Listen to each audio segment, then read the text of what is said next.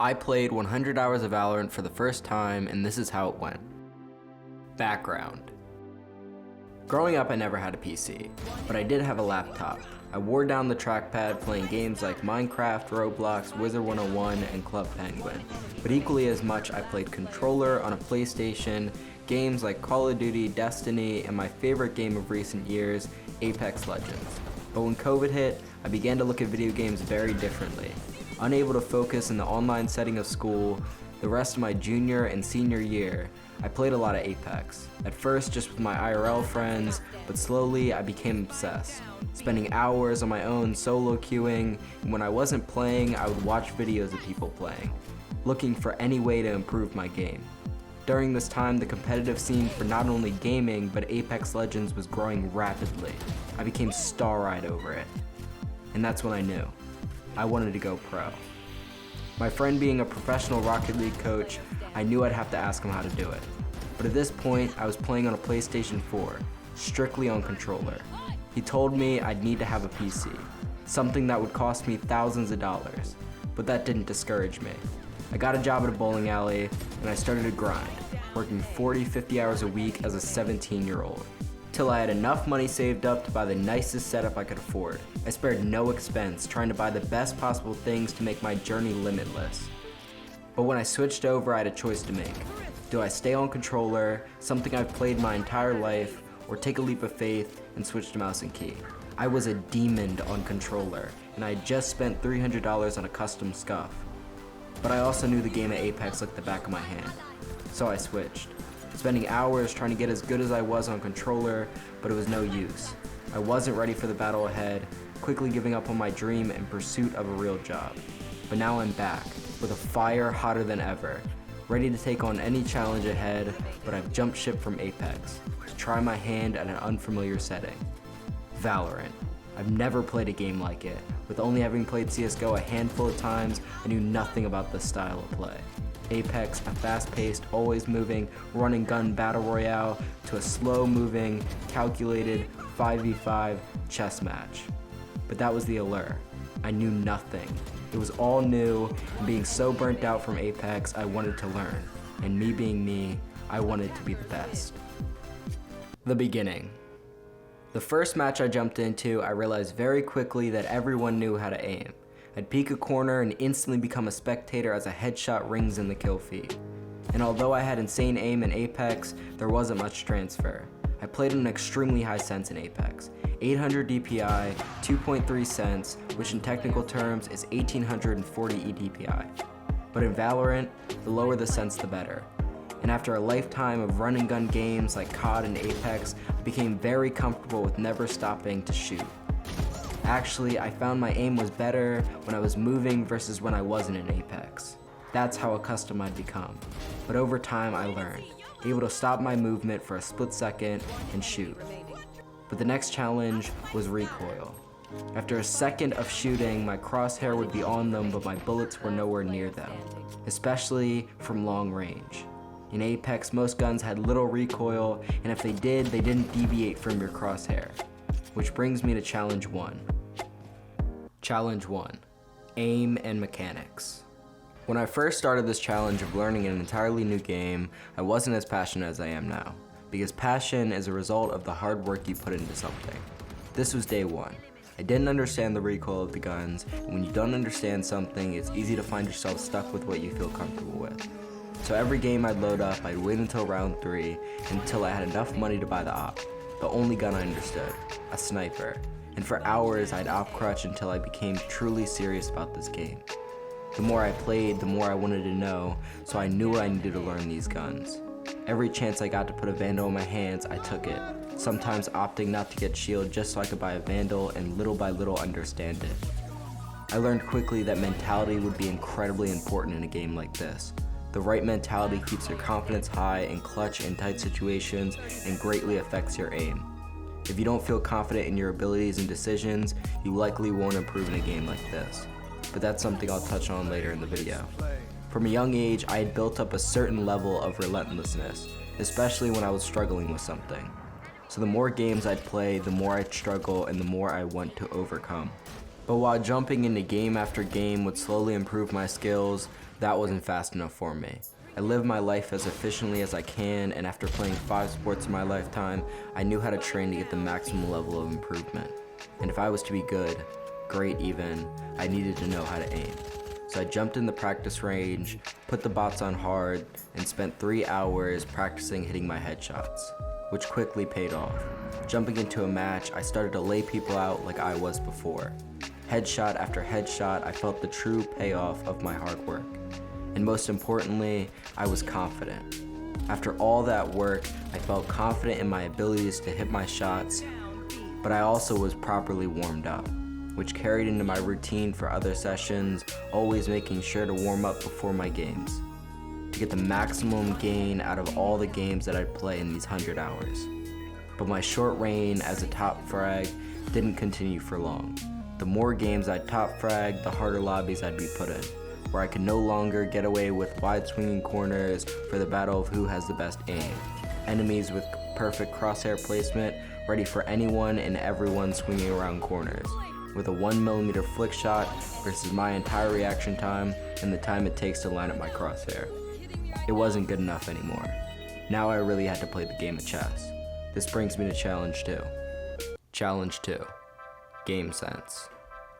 Probably the most important thing aside from communication and aim in this game is your game sense. From gathering information by looking at your radar, but doing it at the right time to ensure you don't get peeked and killed, the sounds you hear, the use of your abilities at the right time, crosshair placement for where the enemy will most likely peek, while also positioning yourself in a place that is exposed to as little angles as possible, or as little angles the enemy could be or lurk, and knowing when you might be able to expose yourself to cleared or covered angles, and understanding what the enemy team might do based on the information that you have.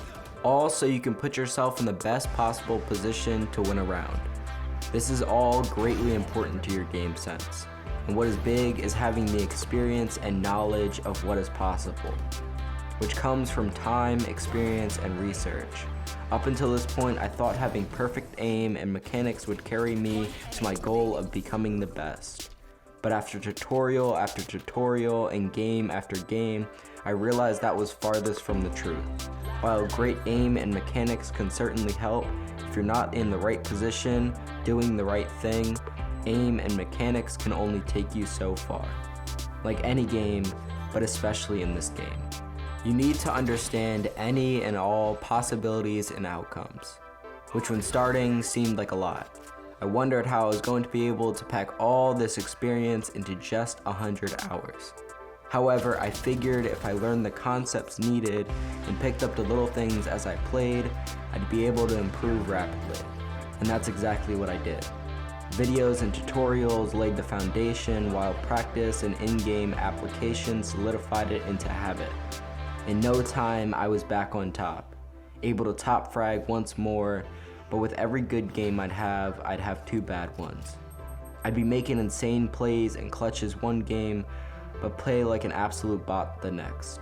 My consistency and confidence was unreliable. I didn't look at this as a bad thing though. To be great in anything is to understand and accept that you don't know everything. So what was better was when I failed.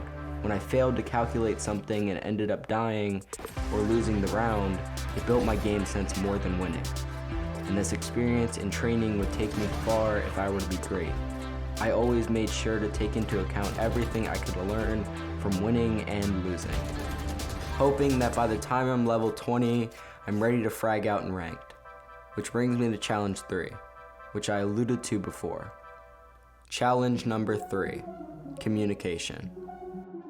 I'd be lying if I told you I was surprised that there'd be toxic people I'd encounter, but after a lifetime of gaming, I've never encountered the level of toxicity this game brings out in people. Even in my first unrated grind from level 1 to 20, before I was able to grind ranked, I got called dog shit every match. And granted, I was dog shit. But it was extremely discouraging. A new player just trying to learn the game in a non-consequential way, playing unrated, and all the things that I heard were disgusting. But equally, I met some amazingly nice people. So all in all, it was an emotional roller coaster. But that's not what this challenge is truly about. I realized very quickly that comms in this game can almost be as important as your game sense. The difference being your game sense is built off your comms. Knowing where and how many players from a teammate or calming for your teammates where and how many players is extremely important in having good game sense. Knowing where they are helps put yourself in the best possible position to help. And great game sense helps you know what they might do next. If they get a pick or one enemy dies, reading them if they might rotate or not might win you a round. And if you've never played before, you'd be shocked how one round can change a game. But not having those comms from your teammates leaves you to fend for yourself, likely making the wrong play without enough information. It was apparent that this game is a team game, and while you can certainly carry, you still need some help from your teammates to do so. Not even a pro could ace every round if they were against the worst players. And you're not always able to stare at your radar to see who or where someone is. That's why comms are so important, especially in higher elo lobbies. But while I encountered all types of players, mic and no mic, you can't control them. Rather, I chose to focus on the other thing I really can control, giving my teammates the best absolute comms I could. Consistently giving any and all comms I could, even as little as 20 on chamber. And as I practiced and played game after game, I finally reached level 20, which brings me to ranked. Ranked. After grinding hours to get to level 20, I was finally able to try my hand at competitive Valorant.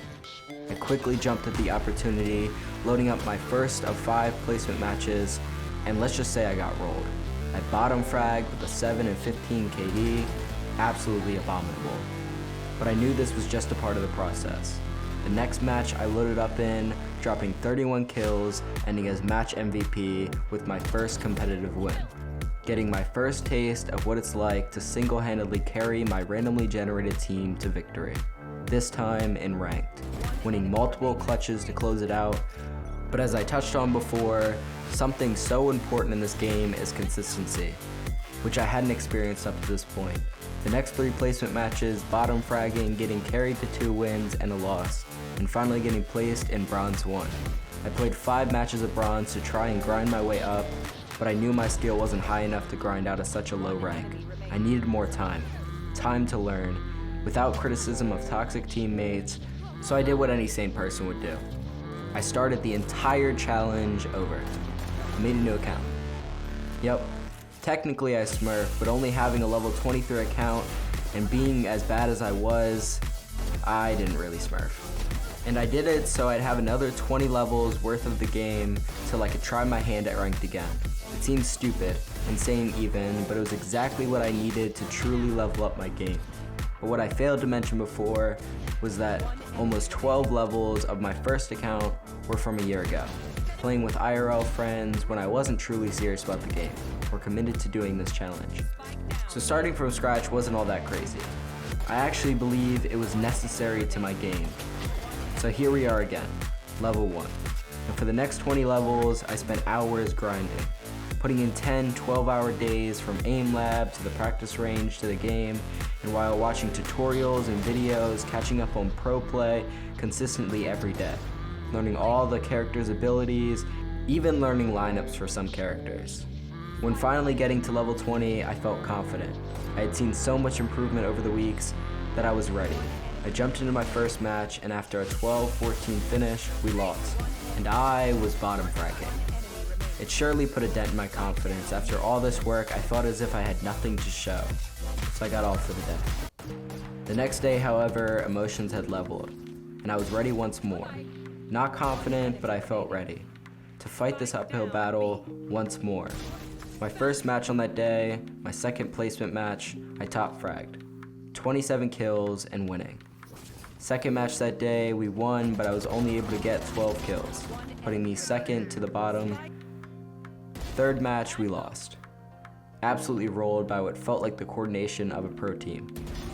And fourth match, getting carried by someone far better than me, placing me in silver 1.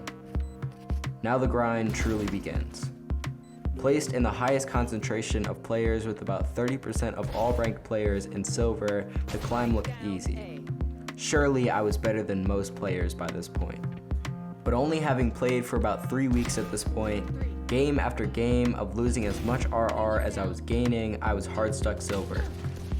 Losing games, I top frag with uncoordinated teammates with no mics, and if they did have a mic, they were likely drunk.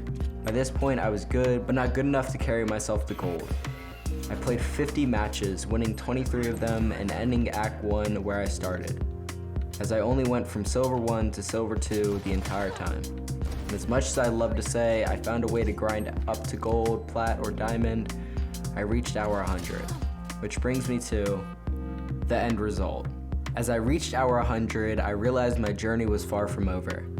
Over my journey of 100 hours, which doesn't include the 100+ hours I spent in aim lab in the practice range and watching various videos, I've been called everything from dog shit to a hacker, going from a complete noob, unable to understand the mechanics, to having enough skill and game sense to now do decently when the matchmaking decides to put me in gold and plat lobbies. Even my plat 3 friend telling me after spectating and playing a few days ago that once I make it out of silver into gold and plat, the skills and game sense I built will fare well, especially if I keep up at the pace that I'm at. I can definitely be proud of how far I've gotten in just 100 hours, being farther than most in this little amount of time. And that was playing 100 hours of Valorant for the first time. It was an amazing journey, and I'm glad I could share it with you all. If you would like to support me, please drop a like, comment, and maybe share this with a friend. You can also join me in creating future videos at twitch.tv/poetguardian. And as always, if you haven't heard it today, or if you have, I love you.